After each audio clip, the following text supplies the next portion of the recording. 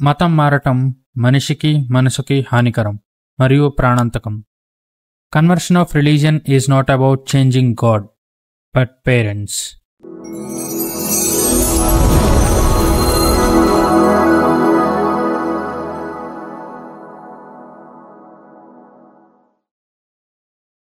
అందరికీ నమస్కారం. నా previous video Rama versus Jesus comparison video కనుక మీరు ఎదువరకు చూసి ఉండకపోతే ముందు ఆ వీడియో చూసి తర్వాత ఈ వీడియోకి రండి. ఒక్క చుక్క రక్తపాతం లేకుండా ఎలా అయితే ఆదిశంకరులు అవైదిక మతాలని ఖండించారో అదే విధంగా ఈ హిందూ ఆధ్యాత్మిక చైతన్యంలో భాగంగా ఈ వీడియోని ముందుకు తీసుకెళ్దాం. జై శ్రీరామ్. ఈ వీడియో యొక్క ముఖ్య ఉద్దేశం ఏంటి అంటే, ఆ ప్రీవియస్ వీడియోకి వచ్చిన ఆ కామెంట్స్ లో ఏవైతే గ్రంథపరంగా లేవో వాటిని గ్రంథపరంగా ఏదైతే నిజాలు ఉన్నాయో దాంతో ఖండించడం అన్నమాట. మొదటి కామెంట్ కనుక చూసుకుంటే, రాముడు ఒక కావ్యంలోని క్రియేటెడ్ క్యారెక్టర్. అవునా? But Jesus Christ is the God. తర్వాత ఏంటి? Incarnate fact but not created character. Jesus Christ is the God incarnate fact but not a created character and well known by around the world, not belong to one particular region like double full character రాముడు. Okay, అసలు Google చేస్తే incarnate అనేది English పదమే కాదంట, మరి ఈ భాష పదం నాకు తెలియదు. నేను అనుకోవటం ఏంటి అంటే ఇన్కర్నేషన్ అని అనుకుంటున్నాను. ఇన్కర్నేషన్ అంటే అవతారం అని వస్తుంది. సో యేసుక్రీస్తు వారు దేవుడి అవతారం అనుకుంటా, లేకపోతే ఈత గాడ్ అంటున్నాడు కాబట్టి దేవుడు అయి ఉండొచ్చు మేబీ. అంటే రాముడేమో ఒక క్రియేటెడ్ క్యారెక్టర్ అంట, యేసు మాత్రం దేవుడు అంట, దేవుడు అవతారం అంట. ఇంకోటి ఏమంటాడు? Well noun around the world, అంటే ప్రపంచం అంతా తెలుసు కాబట్టి తెలుసు. మళ్ళీ not belong to one particular region, అంటే ఒక ప్రాంతానికి మాత్రమే చెందినవాడు కాదు, ప్రపంచం అంతా తెలుసు కాబట్టి యేసు దేవుడు. ఈయనేమో పాపం రాముడేమో ఒక కావ్యంలోనే ఉంటాడు కాబట్టి ఆయన మాత్రం ఒక క్రియేటెడ్ క్యారెక్టర్. ఓకే, దీనికి మనం ఏ విధంగా కౌంటర్ అవ్వచ్చు అంటే, ఈయన ఉద్దేశం ప్రకారం ఈ పేరేంటి? జర్పాల్ పూల్ సింగ్. అంటే జర్పాల్ పూల్ సింగ్ గారి వాదన ప్రకారం ప్రపంచం అంతా తెలిస్తే ఆయనేమో దేవుడు కదా. మరి రామాయణం ఇండియాలోనే ఉందా? ప్రపంచం అంతా తెలియదా? ప్రపంచం అంతా తెలియకపోతే Thailand, Indonesia, Cambodia, Laos, Myanmar, Sri Lanka, Malaysia వాటిలో రామాయణం ఎందుకుంది? అక్కడికి వెళ్ళి అడగండి, రామాయణం అంటే తెలియనాడు ఎవడో ఉండడు. సో అది రామాయణం కట్టుకథ అయితే ఎంత దూరం వ్యాపించిద్దా? నిజంగానే అది హిస్టరీ. ఇంకా గట్టిగా చెప్పాలంటే ఇతిహాసం. అసలు ఇతిహాసం అన్న పదానికి ఇంగ్లీష్ లో సరైన పదమే లేదు.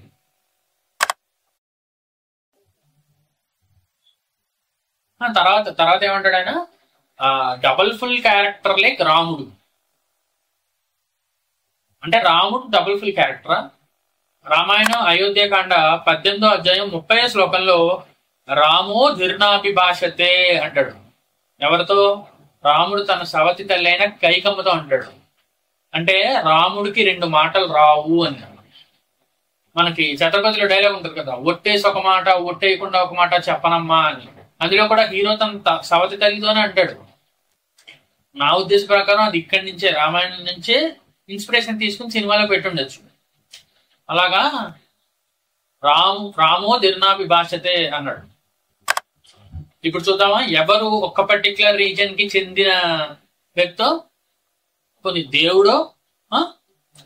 పవిత్ర బైబిల్ గ్రంథం రోమీయులకు రాసిన పత్రిక 15వ అధ్యాయం 8వ వచనం, యేసు క్రీస్తు దేవుని సత్యాన్ని స్థిరపరుచుటకై పితృపురుషులకు ఇచ్చిన వాగ్దానములను నిలబెట్టుటకై పరిచ్ఛేదనమైన వారికి సేవకుడై వచ్చినట్టు నేను చెప్పుచున్నాను. నాకు తెలిసి ఇది పత్రికలకు అంటే అదేంటి పాలు పెరుగు పాలు పాలు పౌలు పౌలు రాసినట్టున్నాడు. ఏమంటాడంటే ఆయన యేసుక్రీస్తు దేవుని సత్యాన్ని స్థిరపరచుటకై పితృపురుషులకు అంటే వాళ్ళ పూర్వీకులకు ఇచ్చిన వాగ్దానాన్ని నిలబెట్టడం కోసం పరిచ్ఛేదనమైన వారికి అంటే ఏంటో తెలుసా? పరిచ్ఛేదనం అంటే ఏంటో తెలుసా? సుంతి కింద కోస్తారు కదా, అది. సో పరిచ్ఛేదనమైన వారికి సేవకుడే వచ్చాడంట. సేవకుడు, రాజు అంటారు కదా కొంతమంది, మరి సేవకుడే వచ్చాడంట.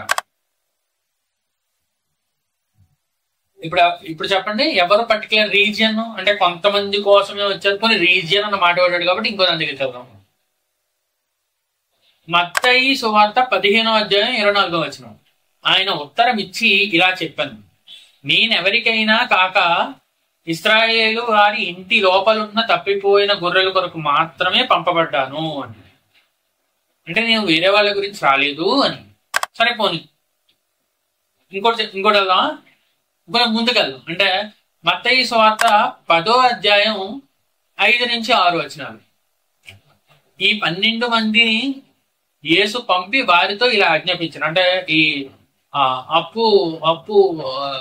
అపోస్తులతో అంటాడు అనమాట మాట, అన్యజనుల మార్గములోనికి పోకూడదు, సమరయుల పట్టణంలోనికి ప్రవేశించకూడదు, ఇశ్రాయేలు ఇంటి వారి లోపలున్న తప్పిపోయిన గొర్రెల ఎదురుగా పోయుడి.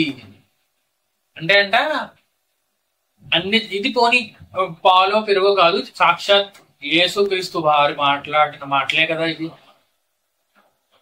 అన్ని జనుల వాళ్ళ ఇంటికి వెళ్ళకూడదంట సువార్త చెప్పడానికి, ఓన్లీ ఇశ్రాయేల్ వారి ఇంటికి వెళ్ళాలంట. ఇదేనా? ఇది కాదా ఏంటి? ఒక పర్టికులర్ రీజియన్ కోసమే రావడం అంటే ఇదే కదా. దీని గురించి ఇంకా ఎక్కువ మాట్లాడగానే వేస్ట్. నెక్స్ట్ కామెంట్కి వెళ్ళిపోతే, రాముడికి జీసస్ కి కంపారిజన్ ఏంట్రా నాయన, మైథాలజీకి హిస్టరీకి కంపారిజన్ ఏంది? మీ స్టోరీస్ ప్రకారం చూసుకున్నా రాముడు మానవుడు, మీ గురువులను అడిగినా చెప్తారు, but Jesus is a God. నీకు దింపుతాను పెద్ద రాడ్ ఏంటంటే, రాముడు మైథలాజికల్ క్యారెక్టర్, హిస్టరీ కాదు. సరే, రామాయణం నిజము మిత్తో చెప్పడానికి రామాయణం బాలకాండ 2వ సర్గ 25వ శ్లోకం. దాంట్లో ఒక్క మాట కూడా అబద్ధం ఉండదు అని సృష్టికర్త అయిన బ్రహ్మ వాల్మీకి మహర్షికి వరమిస్తాడు. పైగా నువ్వు రాసిన ఈ రామాయణం ఆచంద్ర తారార్కం ఈ కొండలు సూర్యులు చంద్రులు ఉన్నంత వరకు కూడా నిలిచి ఉంటుంది అని చెప్పాడు. అందుకనే రామాయణాన్ని మనం అదేంటి ఒక గ్రంథం, ఒక పుస్తకం అనం. రామాయణం ఏమంటాం? ఇతిహాసం అంటాం. ఇతిహాసం అంటే ఇది ఇలాగే జరిగినది అని. తర్వాత ఏమంటున్నాం? రాముడు దేవుడు కాదు మనిషా? అవును మనిషే, నీలాంటి నాలాంటి మనిషా. 16 గుణాలు ఉన్నటువంటి మనిషి. ఆ 16 గుణాలు ఏంటో మనం వీడియోలో ఫర్దర్ గా డిస్కస్ చేసుకుందాం. లాస్ట్ లో ఏదంటున్నానంటే జీసస్ ఈజ్ అ గాడ్. మత్తయి సువార్త 19వ అధ్యాయం 17వ వచనంలో, నన్ను మంచివాడని ఎందుకు పిలుస్తున్నావు? దేవుడు ఒక్కడే మంచివాడు అంటాడు. అంటే ఆయన వేరు, దేవుడు అనేవాడు ఒకడు వేరు అని చెప్పి మీకు క్లారిటీగా ఆయన చెప్తున్నాడు కదా. అంటే నేను వేరురా నాయన, దేవుడు అనేవారు వేరు అని. సరే పోనీ నమ్మవా? ఇంకోటి చూడు, యోహాన్ సువార్త 12వ అధ్యాయం 49వ శ్లోకం. ఏలయనగా నా అంతటా నేను మాట్లాడట్లేదు, నేను ఏమనవలనో ఏమి మాట్లాడవలనో దాని గురించి నన్ను పంపిన తండ్రియే నాకు ఆజ్ఞ ఇచ్చుచున్నాడు. అంటే నాకేం మాట్లాడాలో కూడా నాకు అధికారం లేదురా నాయన. నీ మాట్లాడే స్క్రిప్ట్ అంతా కూడా మా డాడీయేనా? అంతే, తండ్రి అంటే డాడీ. మా డాడీ ఇస్తున్నాడు అంటే ఏంటో తెలుసా? ఆయన ఏం మాట్లాడాలో కూడా ఆయన చేతిలో లేదంట. సో ఆయన నోటికి వచ్చింది ఆయన మాట్లాడలేడు. ఆయన మాట్లాడే స్క్రిప్ట్ అంతా కూడా వాళ్ళ డాడీ, ఆయన పేరు అక్కడ బైబిల్లో చెప్పలేదు ఆయన. సో వాళ్ళ డాడీయే పంపించి ఆ స్క్రిప్ట్ అంతా ఇలా మాట్లాడరా నాయన అంటే అలాగే మాట్లాడుతున్నాడు. అంటే ఏంటి ఇక్కడ? యేసుక్రీస్తు దేవుడా? నెక్స్ట్ ఇలాగే ఉంటాయి. రాముడు ఏం చేశాడని ఆదర్శంగా తీసుకోవాలి, చెప్పు బ్రదర్. చెప్తా బ్రదర్, నేను ఇక్కడ ఉంది అందుకే కదా. ఏంటి, ఎవరు అడిగారు ఈ ప్రశ్న? యేసు మహిమా మినిస్ట్రీ అఫీషియల్. మంచి ప్రశ్న వేశారు. ఇది హిందువులకి క్రైస్తవులకి ఇద్దరికి కనువిప్పు కలిగించే ప్రశ్న. అసలు రామాయణం మొదలయ్యేదే వాల్మీకి మహర్షి నారద మహర్షిని ఈ భూమి మీద ఇప్పుడు నేను చూడటానికి వీలుగా 16 గుణాలు కలిగిన మహానుభావుడు మనిషి ఎవరైనా ఉన్నారా అని. అసలు ఆయన అడిగిన క్వశ్చన్ ఏంటో అన్నా, కోన్వస్మిన్ సంప్రదంలోకే గుణవాన్ కశ్య వీర్యవాన్ ధర్మజ్ఞశ్చ కృతజ్ఞశ్చ సత్యవాక్యో దృఢవ్రతః చారిత్రేణ కోయుక్తః సర్వభూతేషు కోవిదః విద్వాంకః కస్సమర్థస్య కస్యేక ప్రియదర్శనః ఆత్మవాంకో జితక్రోధో ద్యుతిమాంకో ననసూయకః కస్య బిబ్బతి దేవస్య జాతరోషేణ సంయుగే. అంటే ఏంటో తెలుసా? ఆ శ్లోకంలో చెప్పబడినటువంటి 16 గుణాలు అంటే ఇంద్రియాల్ని గెలిచినవాడు, క్రోధం లేనివాడు, అసూయ లేనివాడు, ధర్మం తెలిసినవాడు, కృతజ్ఞత కలిగినవాడు, అలా అలా చెప్పుకుంటూ పోతే 16 గుణాలు ఉన్నాయి. అర్థమైందా? ఇవన్నీ ఆదర్శంగా తీసుకోవడానికి పనికిరావా? సరే పోనీ, ఈయనకే నేను తిరిగి ప్రశ్నిస్తున్నాను. వీటిల్లో ఈ 16 గుణాల్లో కనీసం 8 గుణాలు, అందులో సగం 8 గుణాలు మీ యేసులో గాని యెహోవాలో గాని ఉన్నాయేమో కామెంట్ సెక్షన్ లో చెప్తారా? Next comment. యేసు ఈ భూమి మీద నరావతారిగా రావడానికి 12-13 ప్రధాన కారణాలు బైబిల్లో చెప్పారు. ఓకే, చెప్పనివ్వండి. మరి మన శ్రీరాముడు భూమి మీదకి అంటే ఆయన హిందువా? మన అంటాడేంటి? సరే పోనీ చూద్దాం, హిందూ అయితే ఉంది. కానీ మన శ్రీరాముడు భూమి మీదకి నరావతారిగా రావడానికి గల కారణాలు ఏంటో కూడా తెలియజేస్తే బాగుంటుంది కదండి. రాముణ్ణి ఆదర్శంగా తీసుకుని ఆయుధాలు పట్టాలా, యేసుని ఆదర్శంగా తీసుకుని ఆయుధాలు విడిచిపెట్టాలా? ఓకే, ఇప్పుడు అర్థమైపోయింది. ఎవరు దుష్ట శిక్షణ శిష్ట రక్షణ అంటే గనక హృదయంలో దుష్టత్వం లేని మనుష్యులెందరూ. అలాంటప్పుడు సహృదయులైన శిష్యులు ఎంతమంది కాపాడబడతారు ఒకసారి ఆలోచించండి. ఓకే,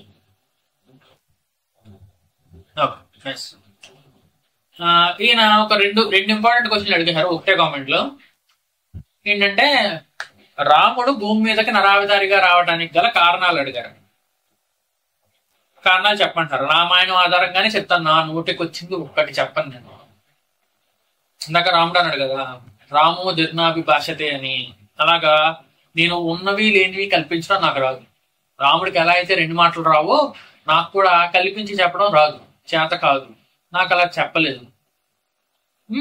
నేనేం చెప్పినా గ్రంథాల ఆధారంగానే చెప్తాను. అది రామాయణం అయినా, దేశ గురించి మాట్లాడేటప్పుడు బైబిల్ అయినా. ఇప్పుడు రాముడు నరావతారిగా ఎందుకు వచ్చాడు అన్న విషయం రామాయణం బాలకాండ 15-16 సర్గలు మొత్తం దాని గురించే ఉంటుంది. వచ్చి కూడా చూపిస్తానే. అసలు ఆ సర్గలు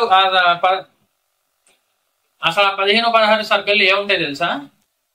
దశరథుడు యాగం చేస్తున్నప్పుడు దేవతలందరూ కూర్చుని బ్రహ్మగారిని అడుగుతూ ఉంటారనమాట. ఇలా రావణాసురుడు బాధ ఎక్కువైపోతుంది, రాక్షసులు ఎక్కువైపోయారు భూమి మీద, సో వాళ్ళ సంతతిని తగ్గించడానికి రావణాసుడి పని పట్టడానికి మాకు ధైర్యం సరిపోవట్లేదు, మీరు ఇచ్చిన వరాల వల్ల మరి మాకు పరిష్కారం ఏంటి అని బ్రహ్మగారిని అడిగినప్పుడు ఆ సభలోకి శంఖ చక్ర గదా పాణి అయినటువంటి విష్ణుమూర్తి దిగుతాడనమాట. విష్ణుమూర్తి దిగి మాట్లాడే సందర్భం ఒక శ్లోకం మర్చికి చూపిస్తానే. ఇది స్వయంగా శ్రీ మహావిష్ణువు చెప్తున్నారు.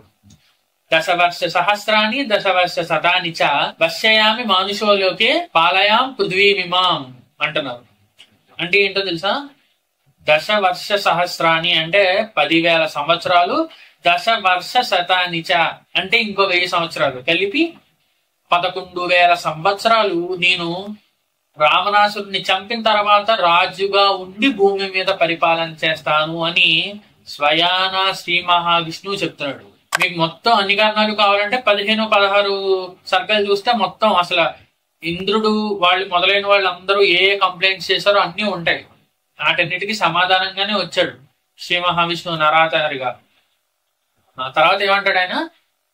ఆ రాముణ్ణి ఆదర్శంగా తీసుకుని ఆయుధాలు చేపట్టాలా, యేసుని ఆదర్శంగా తీసుకుని ఆయుధాలు వదిలేయాలా? అంతేనా? నాకు డౌట్ అండి, మీరు అసలు బైబిల్ పూర్తిగా చదివారా? చదివితే లూకా సువార్త 22వ అధ్యాయం 36వ వచనంలో కత్తి లేనివాడు తన బట్ట నమ్మి కత్తు కొనుక్కోవెలను. ఆ మాటలు నేను చెప్పానా? యేసయ్య చెప్పింది. రాముడిని ఆదర్శంగా ఎందుకు తీసుకోవాలి అన్నట్టు ఒక ప్రశ్న వేశాడు కదా ఆయన. ఎందుకు తీసుకోవాలంటే, రాముడి భార్యని వేరేవాడు అపహరిస్తే రాముడు వాడి సొంత గడ్డ మీదకి వెళ్ళి మరీ వాడిని అంతు చూసి, మా అమ్మ సీతమ్మని అంటే తన భార్యని ఎలా అయితే వెనక్కి తీసుకున్నాడో అలాగే మన ఇండియన్ సోల్జర్స్ సైనికులు ఉగ్రవాద దేశాల మీదకు వెళ్ళి వాళ్ళ అంతు చూసి వాళ్ళను చెడు దునిమేసి మనకి శాంతిని తీసుకురావాలి. ఇలా ఆదర్శంగా తీసుకోవాలి. వేరేవాడు వచ్చి మన సంపదని అన్ని దోసుకెళ్ళిపోతున్నా సరే చేతులు కట్టుకుని గాజులు దొరుకున్నట్టు కూర్చోలే.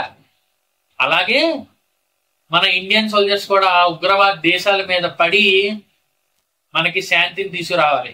ఇది ఆదర్శంగా తీసుకోవడం అంటే. ఇప్పుడు చెప్పు, తీసుకోవాలా వద్దా? ఆయన ఏమంటాడు మళ్ళీ, దుష్ట శిక్షణ శిష్ట రక్షణ ఈ కలియుగంలో ఎలా కుదురుతుందండి అంటే ఏంటి, పాపం చేయని మనిషి అవడు అన్నట్టు ఏదో మాట్లాడాడు కదా. దీనికి సమాధానమే కృష్ణుడు గీతలో చెప్పాడు, యదా యదా హి ధర్మస్య గ్లానిర్భవతి భారత అభ్యుత్థానమ ధర్మస్య తదాత్మానం సృజామ్యహం. అంటే అర్థం తెలిసే ఉంటుంది, అయినా సరే ఇంకొకసారి చెప్తాను. ఎప్పుడైతే అధర్మం గతి తప్పుతుందో అప్పుడు నన్ను నేను సృజించుకుంటాను అని. అలాగే ఇంకో శ్లోకం కూడా, పవిత్రాణాయ సాధూనాం వినాశాయ చతుష్కృతాం ధర్మ సంస్థాపనార్థాయ సంభవామి యుగే యుగే. అంటే సాధు పురుషులను రక్షించడానికి, దుష్టులను శిక్షించడానికి ప్రతి యుగంలోనూ నేను అవతరిస్తూ ఉంటాను అని. ఆ అన్న మాట ప్రకారంగానే ఆ మాట తర్వాత ఇచ్చాడు గీతాచార్యుడిగా. కానీ అంతకు ముందు కృతయుగంలో వరాహస్వామి దగ్గర నుంచి లేటెస్ట్ గా వచ్చినటువంటి ద్వాపర యుగంలో కృష్ణుడు దాకా ఆ మాట నిలబెట్టుకున్నాడు మహావిష్ణువు. బట్ ఫర్ ఎ చేంజ్ ఈసారి విష్ణువు కాదు, శంకరుడు మా అయ్య శివయ్య వస్తున్నాడు. ఎలా వచ్చాడు తెలుసా? ఆ కైలాస శంకరుడే కాలడి శంకరుడిగా వచ్చాడు. అంటే మా ఆది శంకరాచార్యుల కింద వచ్చారు. వచ్చి ఏం చేశాడు తెలుసా? 32 సంవత్సరాల్లోనే కన్యాకుమారి నుండి కాశ్మీరం వరకు 4 సార్లు పాదయాత్ర చేసి 72 అవైదిక మతాల్ని ఖండించాడు. ఎలా ఖండించాడో తెలుసా? అర్థపు చుక్క కింద పడకుండా వాదించి, భేదించి, ఓడించి ఖండించాడు. అర్థమైందా?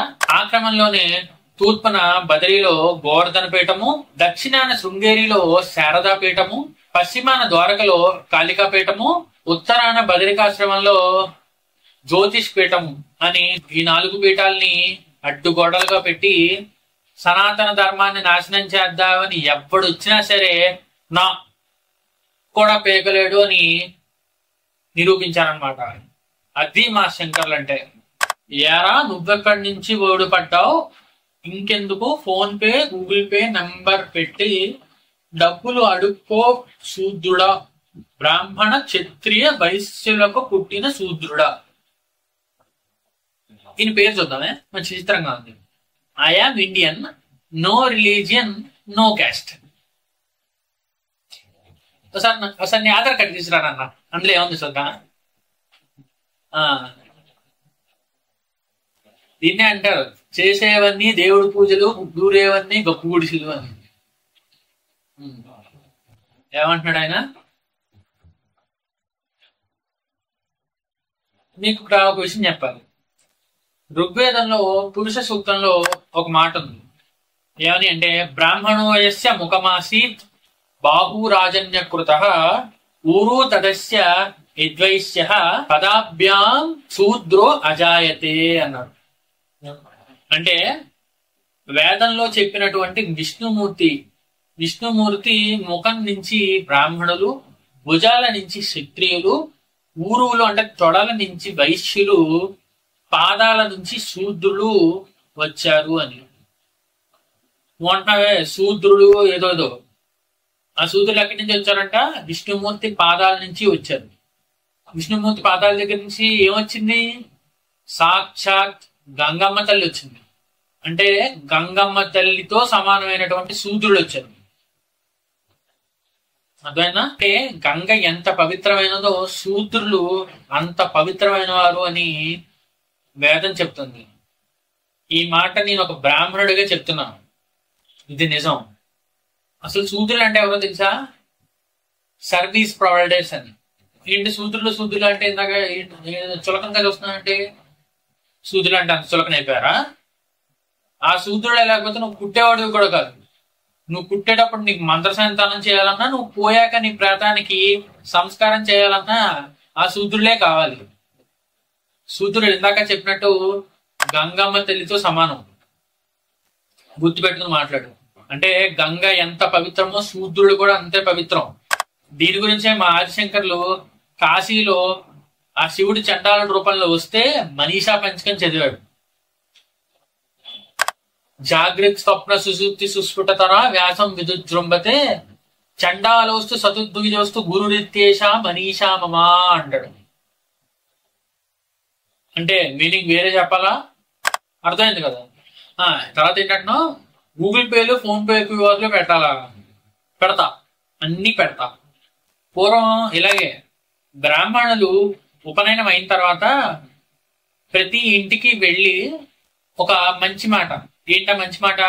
చతుస్సాగర పర్యంతం గో బ్రాహ్మణేభ్య శుభమస్తు నిత్యం. అంటే ఏంటి? 4 సముద్రాల వరకు ఉన్నటువంటి గోవు బ్రాహ్మణుడు. ఇక్కడ బ్రాహ్మణుడు అంటే వర్ణం కాదు, టీచర్ అని అర్థం. టీచర్ బాగుంటేనే మొత్తం ప్రపంచం బాగుంటుంది. కాబట్టి గో బ్రాహ్మణేభ్య శుభం భవతు అని ఒక మాట చెప్పి భిక్ష పుచ్చుకునేవాళ్ళు. ఎవరు? బ్రాహ్మణులు. ముందాక అన్నావే శూద్రులు అని, వాళ్ళెవ్వరు కాదు. వాళ్ళ దగ్గరికి కూడా బ్రాహ్మణులు వెళ్ళేవారు. మనం ఆదిశంకరాచార్యుల జీవితంలో చూసుకున్నా కూడా ఆయన ఇంకా సన్యాసం కూడా తీసుకోకుండా 5-6 ఏళ్ల వయసు కుర్రాడిగా ఉన్నప్పుడే, కుర్రాడని కూడా అనకూడదేమో, బాలుడిగా ఉన్నప్పుడే ఒక పేద ఇల్లాలి ఇంటికి వెళ్ళినప్పుడు స్వర్ణత్ మన ఆయన కేరళలో ఇప్పటికీ ఉంది. ఆవిడ ఒక కుళ్ళిపోయినటువంటి ఉసిరికాయ భిక్షగా వేస్తే ఆయన కనకదార సూత్రం మనకు అందించాడు. సో ఆదిశంకరుల బాటే నా బాట. హిందువులందరినీ కూడా ఆధ్యాత్మిక చైతన్యవంతుల్ని చేయడానికి ఈ ఛానల్ అనర్గళంగా ముందుకు సాగటానికి మీ సహాయం ఎంతో అవసరం. సో ఇక్కడ కనబడినటువంటి క్యూఆర్ కోడ్ ద్వారా ఈ ఛానల్కి మీకు తోచినంత సహాయం చేయగలరని కోరుకుంటున్నాము. హిందువులందరినీ ఆధ్యాత్మిక చైతన్యవంతుల్ని చేయటమే మన ఛానల్ లక్ష్యం. నెక్స్ట్ కామెంట్కి వెళ్తే, గాడ్ డాగీ రూలర్ అంటే ఏంటో మరి. నువ్వు అలస వచ్చిన బ్రాహ్మణుడివా? ఇందాక ఎవడో శూద్రుడు అన్నాడు, నువ్వేమో బ్రాహ్మణుడు అంటావు. నేను వలస వచ్చిన బ్రాహ్మణుడిని కాదు. నా సనాతన ధర్మం అసలు వలస అన్న మాటకే సరిపోదు. ఎందుకంటే సనాతనం అంటేనే ఎప్పటికీ ఉండేది అని, ఒకప్పుడు ఉండి ఒకప్పుడు లేనిది అని కాదు. అంటే 1వ శతాబ్దానికి ముందు లేనిది 1వ శతాబ్దం తర్వాత పుట్టింది కాదు అని అర్థం. అర్థమైందా? వలస అంట. వలస ఎవడొచ్చాడు రా? వలస ఎక్కడి నుంచి వచ్చాడు రా వలస? ఈ భారతదేశంలో ఎప్పటి నుంచో ఉన్నదే సనాతన ధర్మం. మీరు వచ్చాక వచ్చారా కులాలు మతాలని. నెక్స్ట్ కామెంట్ చూసుకుంటే, కొందరు మురుగుతూ ఉంటారు, పట్టించుకోకండి. ఇలాంటి విషయాలే చెప్పడం ఆపవద్దు. తప్పకుండా అండి. మీరు ఇలా ఎంతకాలం సపోర్ట్ చేస్తారో అంతకాలం ఈ ఛానల్ అనర్గళంగా కొనసాగుతూనే ఉంటుంది. ధన్యవాదాలు.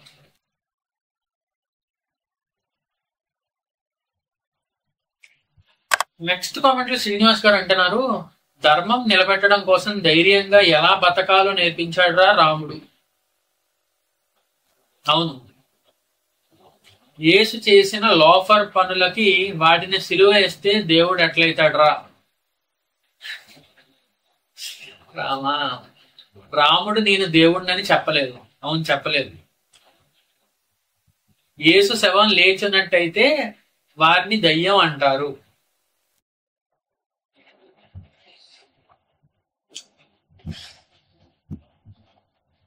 యుద్ధకాండ 117వ సర్గ 12వ శ్లోకంలో దేవతలందరూ కలిసి రాముణ్ణి నువ్వు సాక్షాత్ విష్ణు భగవానుడివి అని చెప్తే రాముడు ఏమంటాడు తెలుసా?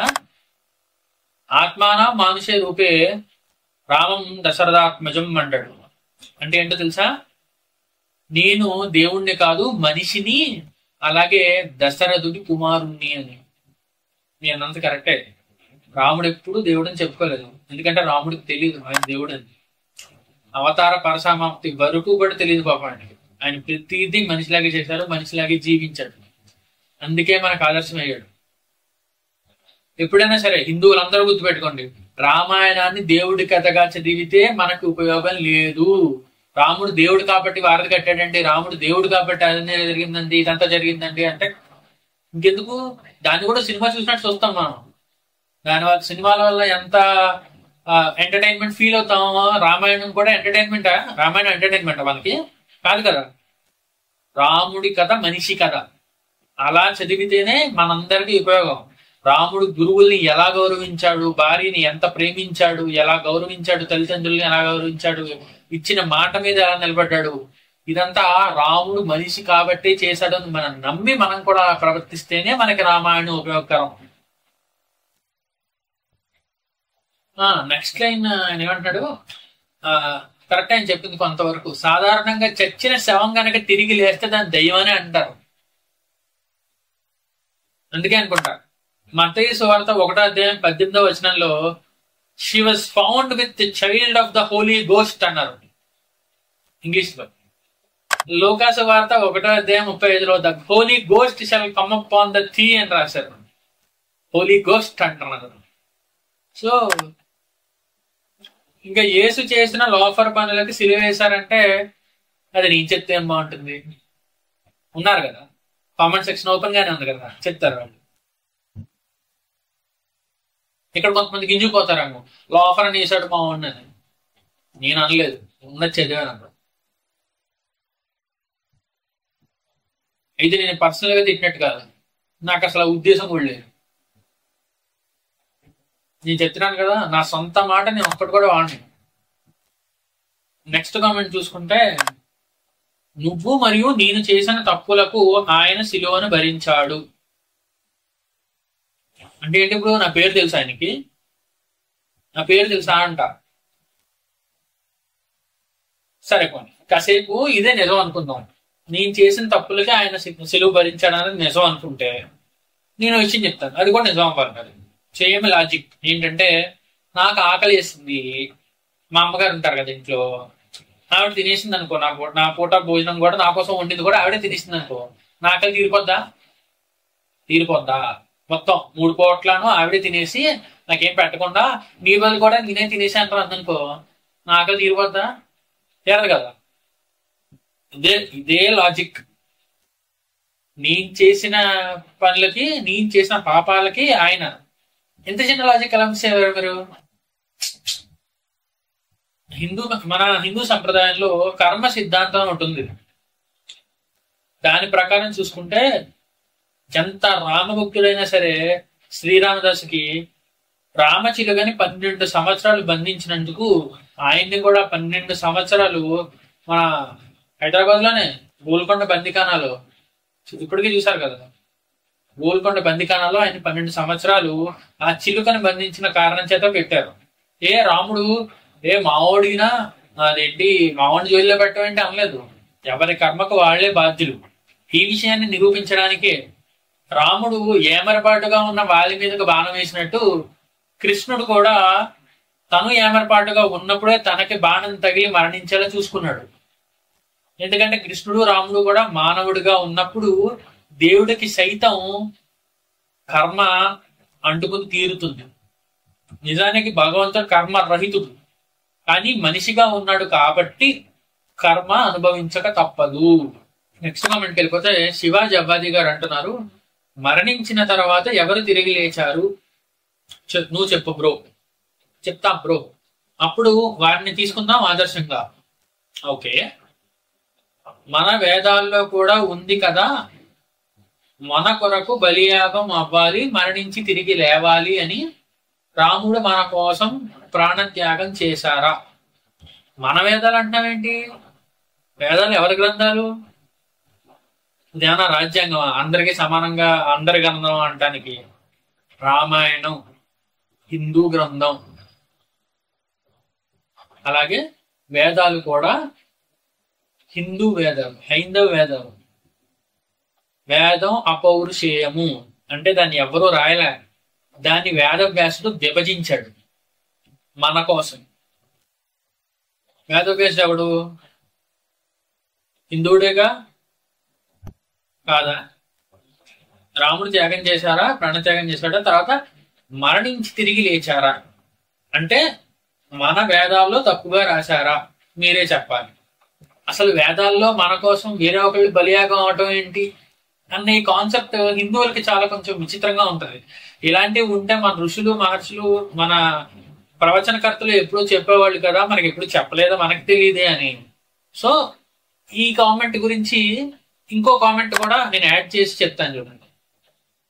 దీనా దిర్శం గారు అంటున్నారు, ఇదేంట్రా బాబు వింతగా ఉంది, యేసు బలియాగం రక్త ప్రోక్షణం చేశాడు ప్రాయశ్చిత్తం కోసం. అంటే శివాజీ అబ్బాది గారు మాట్లాడింది, దీనా దిర్శం గారు మాట్లాడింది కూడా ఒకదాని గురించే. ఏంటంటే వేదాల్లో ఒక శ్లోకం ఉందంట, ఐ మీన్ మంత్రం ఉందంట. ఆ మంత్రంలో ఏమంటారు, యేసు బలియాగం రక్త ప్రోక్షణం చేశాడు ప్రాయశ్చిత్తం కోసం. ఇలా విడతీసి కాదు, అసలు వీళ్ళకి తెలుగే తెగులు పట్టినట్టు మాడతారు, ఇంకా మళ్ళీ సంస్కృతం ఒకటి. సరే, వీళ్ళు కల్పించుకున్న శ్లోకం గురించి మనం చెప్దాం. ఆ శ్లోకం ఏంటి అంటే, సర్వపాప పరిహారో రక్త ప్రోక్షణం అవశ్యం తద్రక్తం పరమాత్మేన పుణ్యదాన బలియాగం. ఇది వీళ్ళు కల్పించుకున్న శ్లోకం. ఏంటి బ్రో, అసలు నువ్వు వేదాలు రిఫర్ చేసావా, నువ్వు చదివావా ఏంటి? రిఫరెన్స్ ఏం చెప్పకుండా నువ్వు మరి కల్పితం అనేస్తున్నావు అని నేను చెప్పానుగా. నేనేం మాట్లాడినా రెఫరెన్స్ తీసుకునే మాట్లాడాను. నేను అసలు ఈ కామెంట్ గురించి నేను 3 రోజులు రెఫర్ చేశాను. 3 రోజులు మొత్తం వేదాలన్నీ తిరిగేస్తే ఎక్కడ దొరకలే. అసలు సరిగ్గా గమనిస్తే నేను తర్వాత అనిపించింది, వంతు సరిపోవట్లేదు, అసలు అక్షరాల సంఖ్య సరిపోవట్లేదు, ఛందస్సు సరిపోవట్లేదు. అసలు మన విష్ణు సహస్రనామం కానీ లలిత సహస్రనామం కానీ ఇవన్నీ కూడా అనుష్టుప్ ఛందస్సులో ఉంటాయి. అది అసలు అనుష్టుప్ ఛందస్సులోనే లేదు. పోనీ అనుష్టుప్ ఛందస్సు కాకపోతే ఏ గాయత్రి ఛందస్సు అనుకుందామా అన్నా కూడా అసలు ఆ ఛందస్సు సరిపోవట్లేదు. అసలు ఆ మంత్రానికి విలువే లేదు. సరే, నువ్వు విలువే లేదని స్టేట్మెంట్ ఇచ్చేసావు కదా బ్రో, నేను అదేంటి మొత్తం రిఫర్ చేసి నీకు రెఫరెన్స్ తీసుకొస్తానంటారా? అప్పుడు నేను ఆ మాట వెనక్కి తీసుకుంటాను. అసలు ఆ శ్లోకం ఏంటి, ఎక్కడి నుంచి వచ్చింది, దాని రెఫరెన్స్ అది ఋగ్వేదంలో ఉందా, అధర్వణ వేదంలో ఉందా, సామవేదంలో ఉందా, ఏ వేదంలో ఉంది? రెఫరెన్స్ ఇచ్చి దాని ముందు శ్లోకం దాని తర్వాత శ్లోకం చెప్తే అసలు అది ఎవరి గురించి చెప్పారు ఏంటి తర్వాత పరిశీలిద్దాం.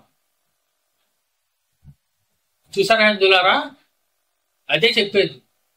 మనం మన వేదాలని చదవం, ఎందుకంటే మన పనులు చేసుకోవడానికే టైం సరిపోవట్లేదు కదా.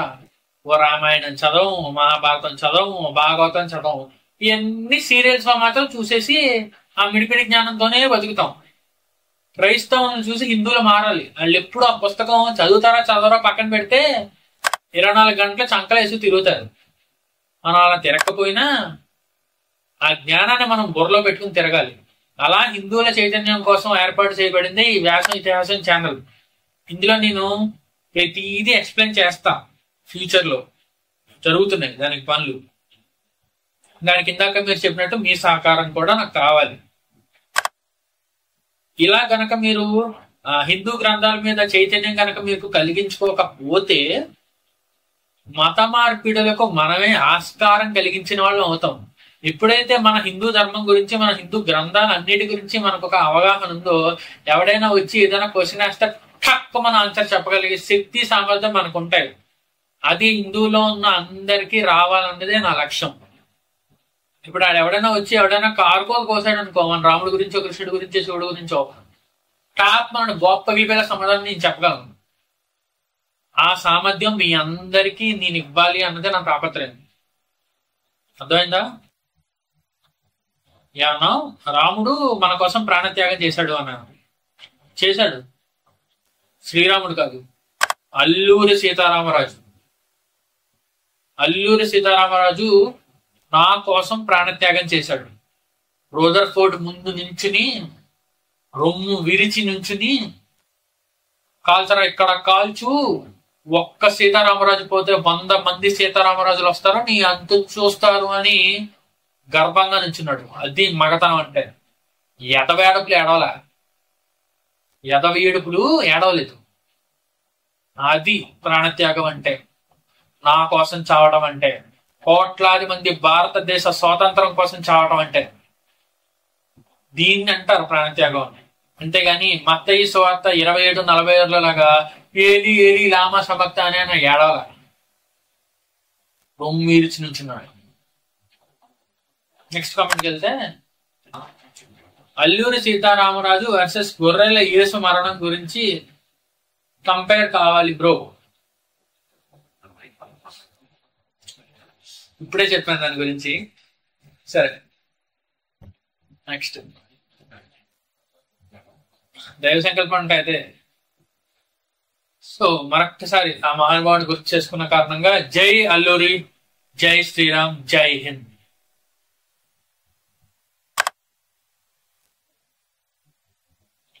Next comment. Nice video. Definitely a comparison must be made because nowadays shitty God believers are doing so much overaction. Thanks for your enlightenment. Jai Sri Ram. Chakri గారు జై శ్రీరామ్ అండి. ఫస్ట్ ఆఫ్ ఆల్ మీకు ధన్యవాదాలు. మీరు ఇలాగే మన ఛానల్ కి support చేస్తూ ఉంటే మరిన్ని హిందూ గ్రంథాల గురించి మనం మన ఛానల్లో చెప్పుకొని మన హిందువుల్లో ఆధ్యాత్మిక చైతన్యాన్ని పెంపొందించుకుందాం. మీ అందరికీ మరొక్కసారి జై శ్రీరామ్, అలాగే ధన్యవాదాలు. ఇప్పటికే వీడియో లెంత్ అయింది, సో మనం మిగతా కామెంట్స్ ని నెక్స్ట్ పార్ట్ లో అయితే రియాక్ట్ అవుదాం. నెక్స్ట్ పార్ట్ ఎంతో దూరంలో లేదు, నాకు తెలిసి రేపే వచ్చేయచ్చు కూడా. సో ఆ వీడియోని కూడా ఇలాగే ఆదరించండి. అండ్ సో ఇందాక చెప్పినట్టుగానే ఈ ఛానల్ యొక్క ముఖ్య ఉద్దేశం హిందువుల్లో ఆధ్యాత్మిక చైతన్యాన్ని నింపడం, అలాగే పెంచి పోషించడం. సో మీ సహాయ సహకారాలు ఈ ఛానల్కి ఎప్పుడూ ఉంటాయని కోరుకుంటూ మీ వ్యాసం ఇతిహాసం ఖాళీ. ఓ హిందువా, నిన్నే నీ ఫేవరెట్ హీరో సినిమా అయితే టికెట్ 200ది 500 కట్టి కూడా చూస్తావుగా. నీ దేవుడి గురించి, నీ రాముడు, నీ శివుడు, నీ ధర్మం గురించి చెప్తే సపోర్ట్ చేయకుండా వెళ్ళిపోతున్నావేంటి? నీ హీరోకి ఇచ్చిన విలువ కూడా నీ ధర్మానికి ఇవ్వవా? ఒక్కటి గుర్తుపెట్టుకో, నువ్విచ్చే ప్రతి రూపాయి నీ దేవుణ్ణి తిట్టేవాడిని కొట్టే చెప్పు దెబ్బ. నువ్విచ్చే ధనం మన ధర్మానికి ఇంధనం. జై శ్రీరామ్, జై హింద్. చూసారంటే మీకు వీడియో ఖచ్చితంగా నచ్చే ఉంటుంది. సో దీంతో పాటు ఈ 2 వీడియోలు కూడా చూడటానికి ప్రయత్నం చేయండి, మీకు ఖచ్చితంగా నచ్చుతాయి.